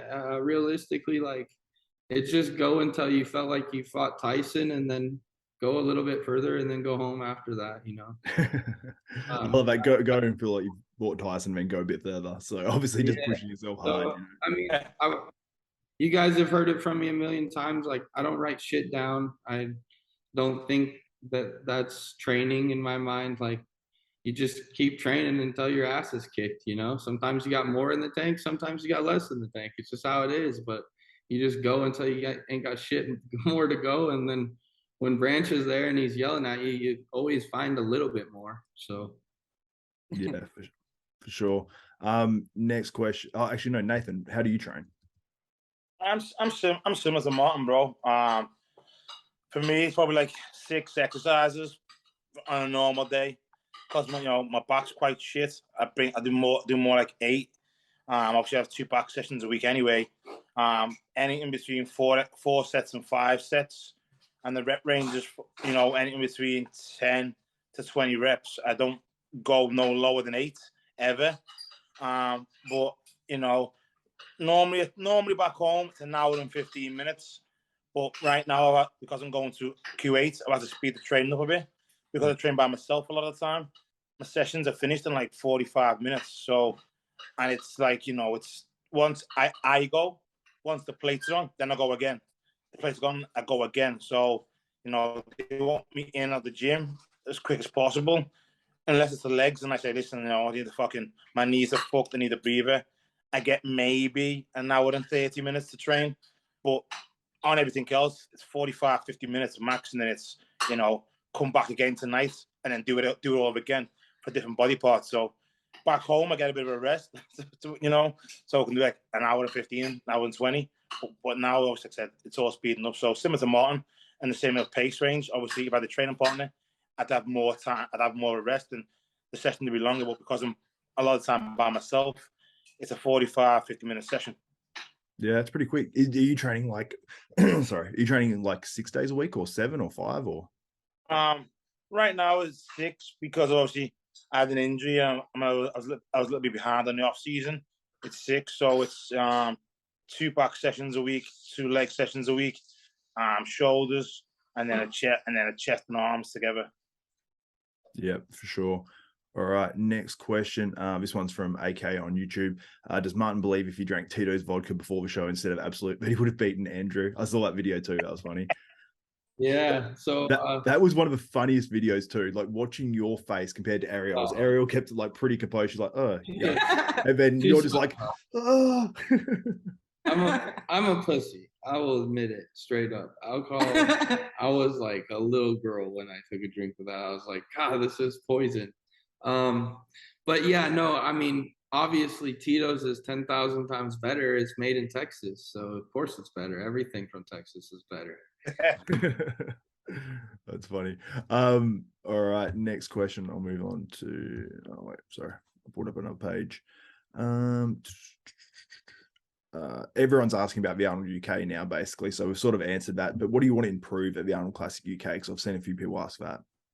Yeah. So I mean, one thing, like obviously my condition was wild, but I think that I can push it a little bit further. Obviously, with 6 weeks, just keeping my skin this thin and staying this lean, I think I'm gonna get a harder look, anyways. As well as we can be able to eat up into this a little bit more. Because I'm already here, right? So staying this lean and everything, I'll be able to come in a little bit harder, a little bit tighter. Like I said, the skin just has more time to thin out, which I think can be a benefit for me. I'm really going to hammer my abs the next 6 weeks. I think to be honest, my midsection sucks ass in my opinion. I think it could be way better. It's obviously small. But like Andrew Jack's abs made mine look like fucking garbage. So I need to go make my abs look better, make them look a little more plump and give them some thickness. You know, I think obviously 6 weeks isn't a lot of time to grow, if you will. But just bring a fullness to my abs can really do a benefit. I think just training them, especially because abs is something that heals fast. I can probably train them pretty hard every couple days. And really get a benefit from them, as well as my calves. I think it's something else that I can really improve on in a couple shots. Like they're good, but I think I can bring some detail out of them. And then the one knock that I had was a little bit of conditioning from the front, right? So how do I improve my front shots? My arms need a little bit more detail work. And that front doubles are just not completely separated out and stuff. So that's something that I'll be working on with some tissue work stuff as well. And then, like I told you, like that lat impingement, I think that was really a problem in the pec. But that issue was kind of causing some issues both in my pressing movements and my rowing movements. And I have it pinpointed now. I know exactly what it is. And I'm getting it worked out. And it's not an injury, it was just a knot, but it was causing some major issues, as well as I sleep on that side. So it's shortening the pec for 6 hours-ish every night, and it's making it lock tighter and tighter and tighter. So it's just making the knot worse. And we're getting that worked out. And then just posing still, I think, can be better. I'm going to put a different routine together. Obviously have this entertainment queen over here that's very, very good with that stuff. So yeah, you've got the unfair advantage now. You didn't want my help this time. So this last time I kind of did my own thing. I was just very like locked in and wanted to just do things my own way. I'm very stubborn, if I'm being honest. But I do think that that's something that I can improve on. And I think that taking a helping hand from probably one of the best performers on the planet is something that I could probably do. Yeah, for sure. I don't think his routine was bad, though. I thought it was good. No, and that's one, like, I don't think it was bad either. It's just I think that I can improve to be almost bring that like 1-2 punch wow factor. And even though the routine isn't necessarily judged, if you will, it's just one more thing for one, my fans and the people, like it's one more reason to show my physique and show what it's capable of, it, and then just give back to you guys, like make sure that they put on a show. Yeah, for sure. We've got 2 Nathans in there. Oh, yeah, there we go. Nathan's back on another one now. No, next question is from I don't know what's going on with this.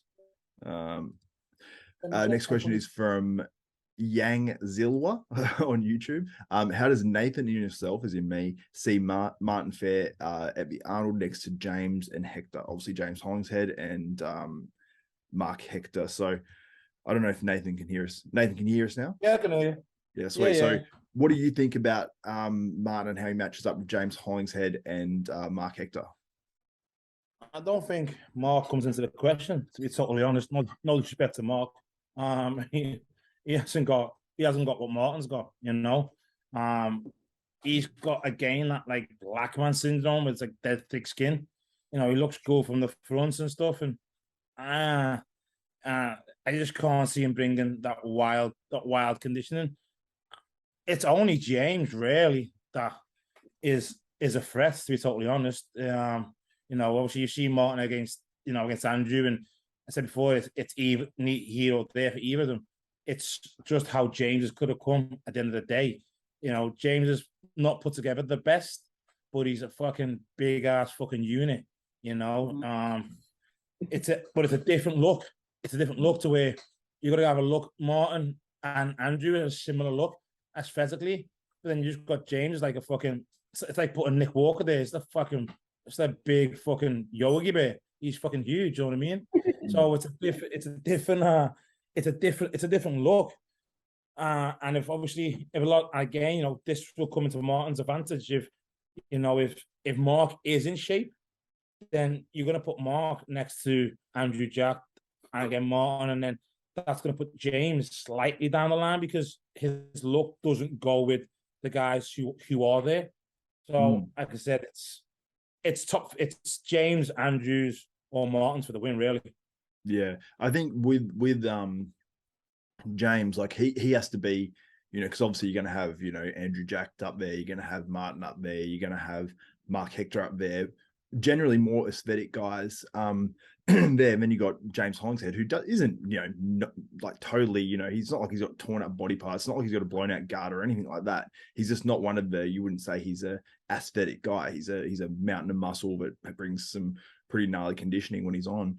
But it's going to be, you know, some people say sometimes it's, you know, well, is he going to be fourth or is he going to be first? You know what I mean? And sometimes it's a little bit like that because he doesn't really have too many guys in the lineup that can compare with him too much. But I'm very interested to see the comparison between James Hollingshead and obviously you, Martin, as well, because I think that's going to be really cool to see.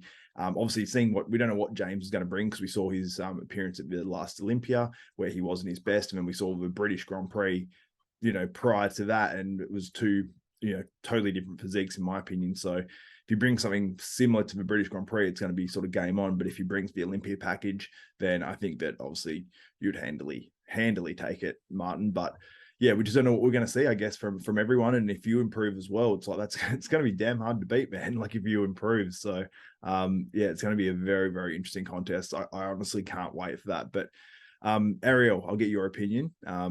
What do you think, like in terms of how Martin matches up? Like, where do you think he can maybe like take advantage of some of these guys?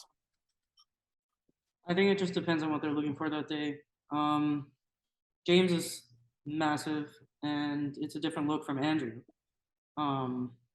It's just like it's like rolling dice. It's like who's going to show up and who looks like what on that day. This Mark guy, I honestly didn't even know who he was. I just saw him now. Yep. He just looks like another big guy, but I don't think his muscles are as hard as Andrew's, based on what I'm seeing. But I have to see them on stage, so it's hard for me to say. Yeah, absolutely. Each guy comes in at their very best. It's hard to place them in an actual 1, 2, 3, 4, 5. Yeah. Next one is from Steven Avuko. He says, he said he has 3 things here, but the last one is shout out to Nathan from a fellow Liverpool fan. Then he says, why NWA, mate? I don't know what that means. I assume you might know what that means, Nathan. But then he says, how's prep going so far? So how's your prep? I don't even think you've started prep, have you? Huh? No, I don't start prep yet. Yeah.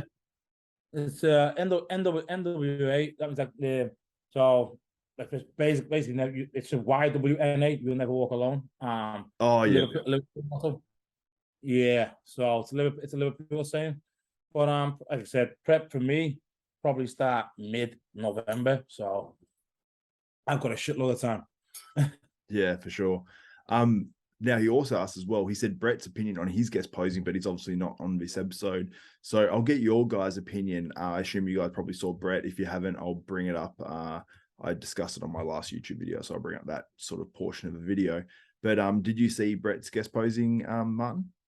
Yeah, man, he looked incredible, bro. He's definitely put on some size, some really quality size, man. His waist is tight, his abs look good. I didn't get to see all the video. I wanted to see, did him and Hunter pose down at all? They didn't. I was disappointed with that. That's what I was hoping for, just to see them side by side, just to see how. I would have liked to see that too, man. Because Hunter looked fucking incredible as well. Yeah. I mean, no short change to him, but no, just back to Brett though, man. The improvements that he made are exciting to see. I can definitely see some big improvements in the quads. I think the adductors really have grown a lot for him, which was kind of a gap that I thought maybe he had at the Arnold a little bit. So I'm excited to see that for him. And then just his arms and his chest. I know like for him, he holds a lot of water in his arms, so they look like wild in the off season. And then as he diets, they kind of shrink down. So now I think he's just going to solidify that size on him, and they'll actually be close to that big when he diets down, you know, which is, I think, a real good benefit for him. And then, I mean, his legs just, I mean, they definitely came up, man, all around, hamstrings and quads, you know, they look good.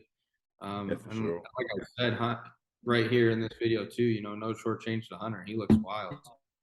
Yeah, so Brett was 280 pounds here and Hunter was 290. So obviously Hunter has made some, as you can see there, that's some impressive gains on his physique. So it makes it for such an interesting Olympia, because it's like Hunter was 4th last year and it looks like he's going to be improved, but all the other guys are so good as well coming up that it's like, where does he fit in? Like, how do these guys all sort of, how does it all play out? Like, I was about to ask Nathan a question, but he literally just disappeared at that exact moment.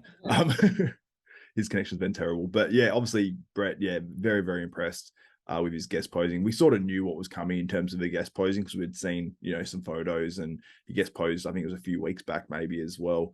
So we sort of knew what was coming, but very, very excited for Brett later this year as well. So it's such a cool experience, being able to do this, you know, with you guys and having you guys compete, you know, on the IFBB pro stages and being able to watch the progress. It's really, really cool. And it's really exciting for me, man, because I was watching the stream from back here in Australia and I couldn't actually get on the prejudging stream. There was something wrong with the payment or something, I don't know. And I got on for finals and it was just so exciting, man, watching you and just going like, you almost like, you know, like if you kick a ball or something, you want it to like spin and go through the goals or something, you sort of go like I was sort of doing that. Like when you're hitting shots, I'm like tensing my body up as you're doing it. I'm like, it's making no difference, but I'm just like wanting to will you to win so bad. So it's really exciting. It's really cool, man. But do you guys have time for another question or two? Then we'll wrap it up. Yeah, of course. I think Nathan's I think he's probably done. His internet connection was terrible. There's another questions about, do you pyramid up weight, Martin? There's a question here about that. What's that? Do you pyramid up your weights, Drew, set to set? Oh yeah. So like with training, it kind of depends on the exercise, right? Like how warm I am and stuff. But yeah, it's kind of like a pyramid up. I'm not like Hunter and them where I like try to save gas though, like if you will. Like they'll like do a set and like do like 6 reps and be like, okay, like save some reps in the tank and just we'll go up in weight. Like I don't really do that. Like I'm gonna pick a weight, I'm gonna do 20 reps there, like I'm gonna do it. Yeah. And like pre-exhaustion is part of my training, man. I think it's a really important part of my training. So like we pyramid up obviously, and then oftentimes almost every single thing that we do, especially with Branch, like he loves a drop set or some kind of intensifier of some sort like that. So it could be a drop set. It could be like he's just like, all right, he'll tell me like you're gonna get 50 reps, and I'll be on the T-bar row, and like I'll get like 20, and then I literally can't get any more. Then he'll decide that he's gonna pull a plate, and then get as many as I can, and then he decides he's gonna pull a plate again. Like sometimes like the challenge is just like, he's just going to tell me like, you're going to do it. And that's, sometimes it just pisses me off, but honestly, like it's making me a better bodybuilder, man. It's pushing me really, really hard. We've done some other stuff, like some timed sets. We finished legs one time with a time set in the leg press of 2 minutes, and you just go for 2 minutes straight. And it's like absolutely the longest 2 fucking minutes on the planet. And 2 minutes is a long time, man. People don't really think about it, but when most people do sets, their sets last for 30 seconds max. So it's like you're doing probably like 4 sets in one, you know, depending on your rep tempo and all that sort of stuff. If you're doing lower reps, it's probably like a 20, 25 second set. So doing 2 minutes straight is probably, at least 4 times most people's average set. So it's hard, especially when you're doing leg press or something like that, and you've got a half decent weight on there, you know. You can push your bodies to pretty crazy levels when you do stuff like that. Like I've had one guy train me once and I was literally completely collapsing. Like I had lost every bit of strength in my legs and he was just ripping me up and screaming in my face. And it was like, it's amazing sort of how far you can push your body. So that 2 minutes, I imagine, is grueling as hell, you know? Mm-hmm. Absolutely, man. And like I said, man, like those things are what are making me a better bodybuilder. Because it's not just growing my physique. Like my mind has grown a lot with this training. Like both Brian and Branch have pushed me to limits that like I really didn't know that I probably had. And because of it, like, I mean, you see the changes in my physique in a very short period of time. Yeah, absolutely. We'll answer one more question. This is from just literally, their name is Z on YouTube. It says, what are the different ways to approach a post-show rebound? And they say, what has worked best in your past experiences in terms of training, food, and gear? Martin, I'll ask you. You don't have to answer. You can answer whatever part of that you want. But what do you do post-show, and what's your plan post-show after the Arnold Classic UK? Yeah, man. So I mean, it kind of depends on where your health is. Obviously, like you need to run bloods, and see where you are. Like, and then it depends on how long you've been prepping, what you've been running, all those things, right? So I've probably done it just about every way you can do it.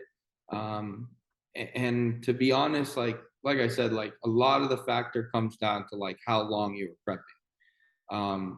So if I was coming straight out of Texas and was going to rebound, I would probably just extend and push for the next 6 or 8 weeks, and grow into this. I'm very lean. I would keep my food very similar to what it is and slowly work it up, as well as probably put high days on weak body parts and just continue to push that way. Right now, I don't really have a lot of weak points, so I'd probably keep my diet the same, and just kind of slowly work up for, like I said, for about 8 weeks, and probably push my body weight up 25 to 30 pounds in that time.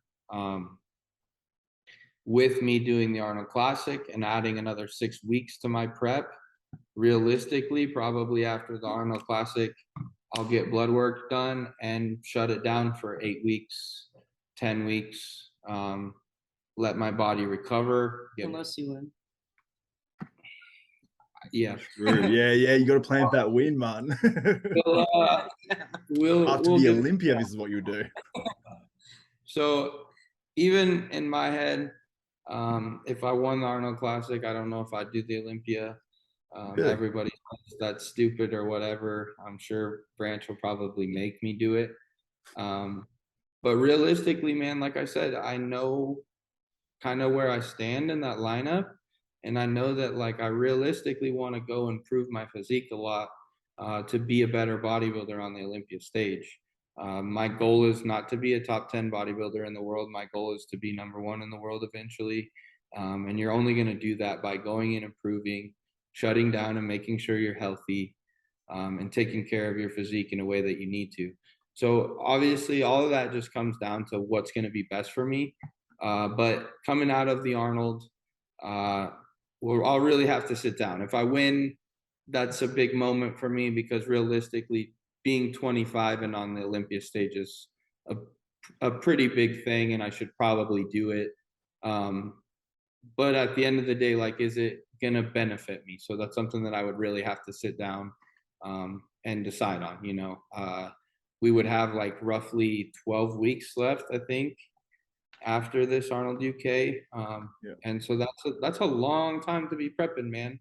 I put in 16 weeks ish for this Texas Pro, 14 weeks somewhere in there. So I'm gonna be prepping for 20 weeks here.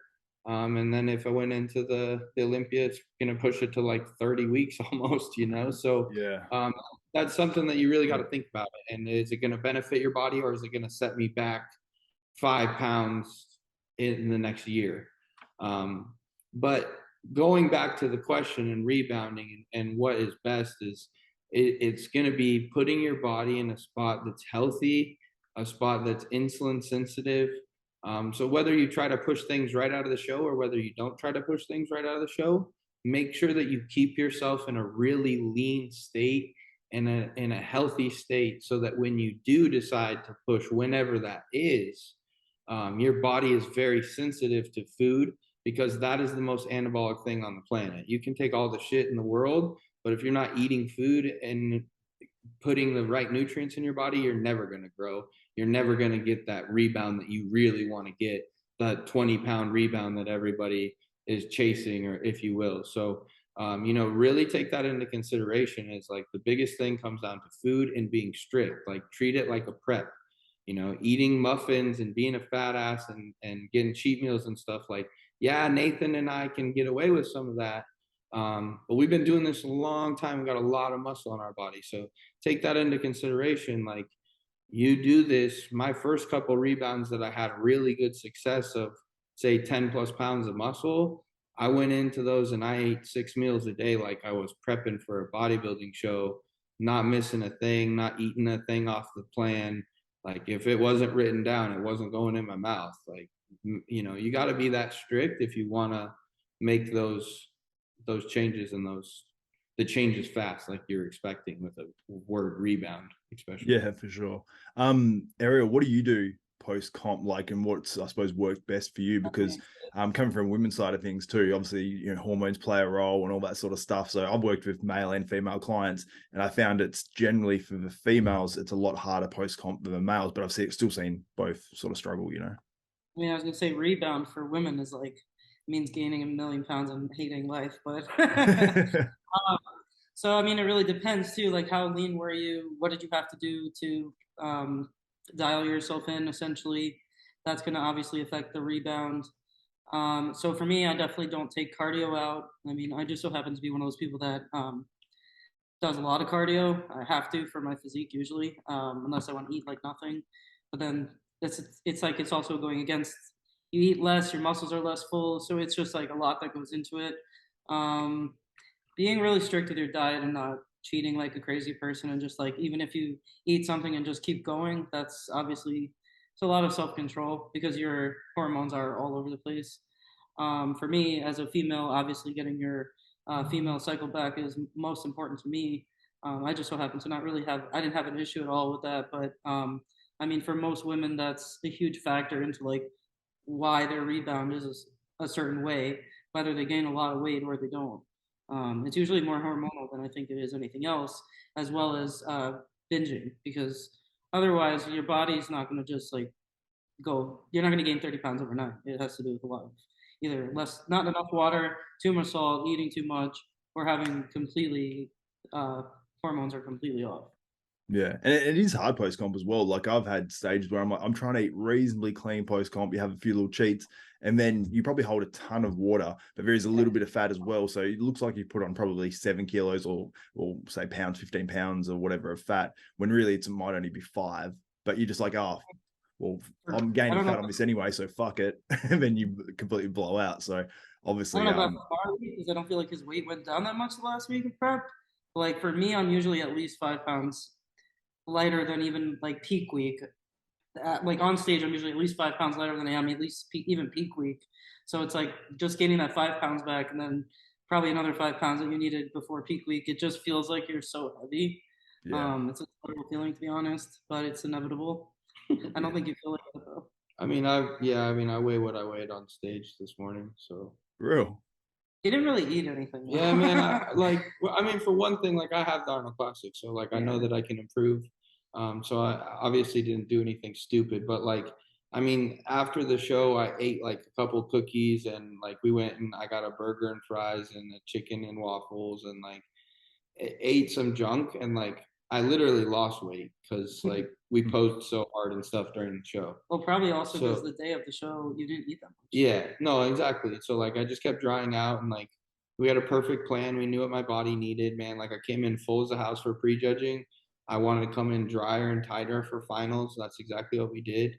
And so like I didn't eat a ton of food and then Sunday I literally like ate nothing. Like, Really? I just wanted to be a human, man. Like sometimes like I've been doing this for so long, man. I've been eating 6 meals a day since I was like 14 years old, obsessing over this. So sometimes it's just like it literally feels good to just be a regular person, not think about like what's my next meal, do I have to cook today? So I think on Sunday I woke up, I ate a cookie for breakfast. And then like I literally just had like a couple snacks all day long. Just like stupid random stuff. Like I'm still a child, as you know. So I ate some candy, like some Ariel got me Sour Patch I was gonna say, Kids. it's kind of my fault. Ariel literally did, she fucked it up because I bought no snacks for this. I literally bought one thing, which is Bluebell ice cream. They made an oatmeal cream pie ice cream. And I was like, I'm not missing out on that. So I bought one little pint of it and hid it. But then she bought 2 things of Oreos and a bunch of sour candy for me. And I'm a sucker for sour candy. So I ate a lot of sour candy on Sunday. And then we went to dinner. Thank God I got him that because you lost weight. Yeah, literally. So like, and then we went to dinner and I ended up losing weight yesterday. And then same thing. I lost more weight today, right? Yeah, and then more weight today. So Wow. I'll probably wake up at a new low tomorrow for this and be right back to the nasty conditioning that we were for the show. And like I said, like I just now we need to see where we can improve and how we can get harder and stuff. Yeah. I think full harder. He's not going to lose his conditioning because he's not going off his diet. Yeah, exactly. Definitely Like, need to be fuller and harder.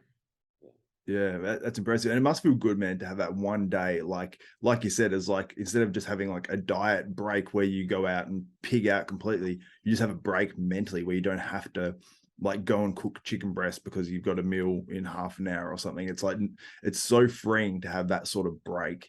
And like I used to be, you know, so crazy. Like when I was in like probably your age, man, I was like, because I don't have great genetics, but I was so meticulous about everything, like all the little 1%ers, you know what I mean? Like I would be doing all the little things, foam rolling whenever I need to. I'd be stretching. I'd be doing this. I'd be adding this supplement in. I'd be doing this health thing. And it was always like every little thing. And like lately, since having kids and moving across the country and all that sort of stuff, I just sort of took a break from like training and everything. And it was so freeing, but I do love the structure. But to have that little break where you're not like mentally on top of everything like crazy with food and all that sort of stuff is just so nice. And I'm obviously not doing it now, you know, in terms of the dedication, but you guys are doing it. So I imagine for you, it's got to be feel sort of next level to feel like a normal person. Yeah, man, especially because like I mean, to be honest, like I'm a bit of a psychopath, right? Like I'm pretty I can OCD. see that. Yeah, like I'm pretty OCD, like especially when she's not here, like it's like I literally eat out of the dish, I wash the dish, I put the dish on the damn counter, like I'm like, what does it have to do soon with as me it's being here? dry, like I put it away. Like it's just like I'm like almost robotic to the point at which like when I do have those days like that, it's like it just feels nice. I'm not super food driven anymore. Like I've been that kid where I've bounced up 20 pounds and been stupid and ate a bunch of shit and stuff. And honestly, I just like hate how it feels. I hate how I look. I'm a basket case when it comes to my mental anyways. Like I mean, like I told you in the peak week interview, like I could be absolutely shredded and have like moments of like freaking out and like I look like shit and being like complete grump and fat. So like, what do you think I would act like if I went and ate like an idiot and got all watery, you know? I'd probably freak out, to be honest. So for me, it's just mentally satisfying to like have that day. Like I said, like there's obviously you get to eat something at the end of the day. I usually almost always lose weight when I do that type of fast almost. But it's just nice. Like you said, it's just mentally, it's like a breath of fresh air. I'm not that psychopath for like one day. And especially because I know like going back into this Arnold Prep Classic, I have to just be even more perfect. Like if I'm gonna beat these guys, then I have to come in better than I did. And like I really probably came in like 95%. So like I gotta dot all my T's or cross my T's and dot all my I's if I wanna improve going into this, you know. Yeah, man. Yeah, man, for sure. I'm sorry, I just lost my voice completely. Someone asked as well, just ask one quick little last question for you, Martin. They asked, do you have any sponsorship or endorsements on the horizon coming up? Because obviously placing well and looking like you did, I imagine a few companies are probably going to be chasing after you. Yeah, man, we'll see what happens. There's definitely been a few people that have talked to me since. And there were some people talking to me before, as you guys know. So we've, you know, I've talked about it on here before. Like BSN is still in conversation with me. And they're obviously more interested with the success with the show and stuff like that, as well as many other people reached out, even going into the show. I wouldn't even say a lot of people have been more interested once the show was over as they were interested going into the show, because they saw how much effort I was putting in with the content, with the Instagram. Like my reels are doing really well right now. So we just, you know, I put so much effort into this going in because I didn't have a lot of hype, and I knew that if we put the effort in and then we showed out, that it would be worth it. And I think that if we can just keep doing that, something will really come and benefit me out of it for sure, like a long-term relationship. So, you know, I'm also been talking with Project AD, which I think is a really, really great company, and Man Sports as well. So we have some options on the table, but we're gonna have to do what's best for me as well as what I think is best for the people that follow me, you know, and what I think product-wise is going to be best for them. Yeah, for sure. That's cool, man. Well, hopefully you get a good deal because you deserve it. And I think it'd be smart for a company to get you now, you know, before, like if you go win the Arnold Classic UK and do the Olympia and do, you know, decent, then man, like they'll be getting a good deal if they sign you up now. But I want to give a shout out, man, to your YouTube channel because you were pumping out tons of content, and it was like, you know, sometimes I think there's even a couple in the same day that went up, and it was like every day of your prep to the end, and it was really, really cool, man. Like I didn't start watching it at the very start, but like I watched a couple and I was like, okay, cool. And as you can see, I've watched all of these here. Don't know if no, I would have seen that one. But yeah, so I basically watched all of them, and they're really, really good, man. They're done really well, and shout out to you, man. If you stay obviously consistent on this, I don't expect you to put out videos every day, but it's just going to grow and grow, and that's what YouTube loves. It loves that consistency, and that's why, you know, all these videos, that last one posted yesterday, 14K views, and it's just going to go up and up, man. And yeah, just want to give a shout out to that because you got some really, really solid content on here. So how was that, like shooting all this sort of stuff like every day at the end of prep? You know, it was good, man. I've had the experience of doing it before, so I kind of knew what to expect. It's something that it's tough, man. Like, I mean, it's a lot of pressure on the camera guy. It's a lot of pressure on me. You know, I mean, all eyes are on you all the time. And so that it's a lot. But it's something that makes it worth it when you get a response like I've been getting. People love it. They love being part of the journey. And that really makes it worth it, man. I know that like in reality, win, lose, or draw, you know, like most of these people like would go to battle for me. Like half these people are like on the internet in everyone's comments saying, you know, Marty won and shit. So like I would even say like I have a cult following, if you will. So it means a lot to me, man. And I really like doing this for you guys. So the more I can do, and we're actually gonna shoot a YouTube video right after this. So we're trying to just keep right on the content train and keep things rolling as we have. So, you know, no breaks in the chain or anything like that. Just keep things going. But really, I mean, it was fun, man. I enjoy it. I like being on camera. I feel comfortable on camera.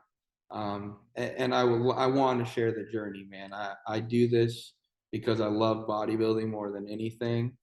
And so for me to be able to like give people knowledge and have them feel like they're part of the journey, I got a lot of young kids that follow me that have been saying stuff like, man, this is my first prep and I've been following your prep and I've learned so much and this and that. And those are the things that really mean a lot to me, man. I think it's really cool and it just helps me grow too, you know. I mean, these guys will I'll end up buying my t-shirts and making sure that I can make a career out of this thing that I love so much.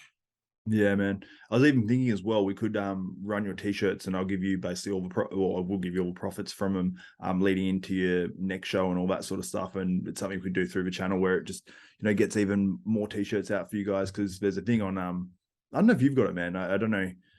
How many subscribers have you got now?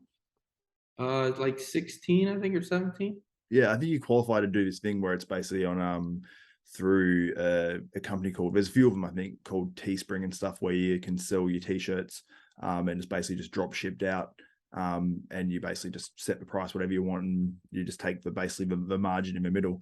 So we could even set something up through Desktop Bodybuilding where the t-shirts would come up at the bottom and you could sell yours through there leading into your next show, because I think it's obviously, you know, now you don't have the contracts and stuff with, you know, Flex Magazine back in the day, and MD would sign you guys and pay you guys a monthly salary for really not doing too much apart from doing like a column and a few other things and having some exclusive rights. So I think it's, you know, this is obviously a way that, you know, you guys make money is by, you know, through your popularity and selling t-shirts and obviously supplement companies and stuff like that. But I want everyone to sort of get behind you guys and support you guys going to shows, because it is a expensive venture, because, you know, I don't know how much the Texas Pro was, but most small shows are 10 grand prize money for first. And that's if you come first as well. And we know prep for bodybuilders is not like, you know, it's not cheap. So I want everyone to support you guys. And when we do release some t-shirts, if we do through Desktop Bodybuilding or just jumping on your website, I want people to support you. So how do people get Martin Fitzwater t-shirts or Martin the Martian t-shirts? I'm actually gonna get a website set up this week so that people can do pre-orders. And we'll have everything kind of lined out.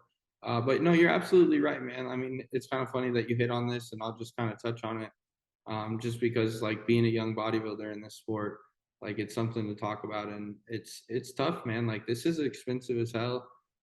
Like I won't lie, like Texas Pro almost broke me, and if it wasn't for the fact of me doing so well, getting a good paycheck at the end of the day, and hopefully pulling down a sponsorship, like I probably wouldn't even be able to do the UK. It's just so expensive. This sport is wildly expensive, and you know, I'm doing this all on my own. Like I don't have a supplement sponsor. Gasp does help me, but it's nothing crazy, because I'm not a big name yet, you know. So coming up the ranks and stuff, like it's all part of it. And so anything you guys do, like all the stuff that you guys do, use my code, all that stuff is very much appreciated. And watching the YouTube videos and stuff, like it goes a long way. So appreciate you acknowledging that, man, because it is tough and it is an expensive sport. So all the support from everybody it means a lot to all of us. Yeah, absolutely. So anyone that does want to get in contact with Martin, I'm sure they can reach you through your Instagram DM, or do you have an email? How do you prefer to be contacted? Yeah. Instagram is probably the best, man. My email's on there as well. They can email me, and like I said, then I'll have the website soon so that people can get the pre-orders and get everything popping off there. So it'll be really exciting to get the t-shirts going and see people wearing my shirts. I know Ariel has her shirt on right now, so Nice. we got some other ones. I'll order one, man. I'll order one for sure. It'll probably cost me like $100 to ship to Australia, but I'll definitely get one. It's only $25 to ship to Australia. Oh, for real? That's good, man. Yeah. That's good, because I know some people sent some stuff. I had HD Muscle, the first package they sent to me, or maybe it was, I can't remember who it was, if it was Hostile HD. But I remember when I was with Hostile Birds, like, man, it costs a lot of money to send that shit to Australia, because he sent me just some t-shirts and stuff. And I saw on the actual package, it was like $200 and something Canadian, and it was like a box, like not very big. And I was like, whoa. So I also think it's more expensive to ship from Canada to Australia than it is from America to Australia. Yeah, we so used to have other shipping options as well in America where it was a lot cheaper, but with the whole pandemic, one of them dropped the shipping to Australia, so it made everything for us to get way more expensive. So that was annoying, but whatever. I don't think as well, like, because we're going to be selling some Bodybuilding University t-shirts and all that sort of stuff. I don't think, and like hoodies and stuff, they look pretty cool. So I'll be releasing those very soon and sending you guys some. And I'll send you one too, Ariel. And but like luckily, I don't know what deal they have on shipping, but it doesn't cost too much to get them sent, and they get shipped out, I believe, from the UK and from the US as well. So it's people in Europe, it's not going to cost you a fortune, I don't think, to get them shipped, and the US should be pretty cheap. So I'll let everyone know when they're dropping, and obviously when you drop new stuff, Martin, let us know, and hopefully all these guys can get behind you, and hopefully we get some good sponsorships as well for the show. So if anyone does want to sponsor this show specifically, so we can all share a piece of the pie and make some money out of this thing, so we can put more content out for you guys, just get in contact with me or Martin or any of the guys, and we'll sort it out. But anyway, Ariel, thank you so much for coming on Desktop Bodybuilding. Do you have any sponsors or anyone you want to thank particularly? Well, thank BSN. They sponsor me. My supplement sponsor. Well, thank Pro10 because they also kind of hooked up Marty at the show. Yeah, they did. They did an awesome job. They took incredible care. Yeah. Awesome. We'll thank them for now. We'll thank Freddie for Battle of Texas. He did a great job. It's a cool show. And the judges. Tyler was there. He judged you. I'm sure Marty's not too happy, but honestly, everything with the show was really very organized. It was one of the most organized shows I've seen in a while. Yeah, and that makes a difference too, like to competitors especially, because if you have no clue when you're going on stage, is unorganized, and that just sucks. So that's obviously a huge difference. So sweet. Anyway, thank you so much for coming on, Ariel. Sorry? Thank you for having me on. Oh, it's a pleasure. It was awesome. I was like, I definitely had to get your perspective on everything, and obviously, coming into the Olympia, being one of the favorites. I'd love to have you on for one-on-one as well, leading up to that Olympia a little bit closer as well. But thank you guys so much for doing this show. Nathan, obviously for him, his connection sucked, so he obviously didn't bother after a while, which is understandable. And Brett will be back on Thursday as well to record, and we're going to have an awesome episode with Urs Kalasinski. Hopefully you can make that one too, Marty, because that will be a cool episode, and he's going to be hopefully appearing on here a little bit more as well as he gets into prep. So that'll be cool. Yeah, I can't wait for Urs, man. He's been sending me some voice messages, so he's looking forward to it. So it'll be awesome. And make sure you get on the Desktop Bodybuilding Instagram page and basically ask your questions for Urs when that comes out as well. So anyway, for myself, Xavier Wills, Martin Fitzwater, Ariel Khadr, and also Nathan De Asha, we are out.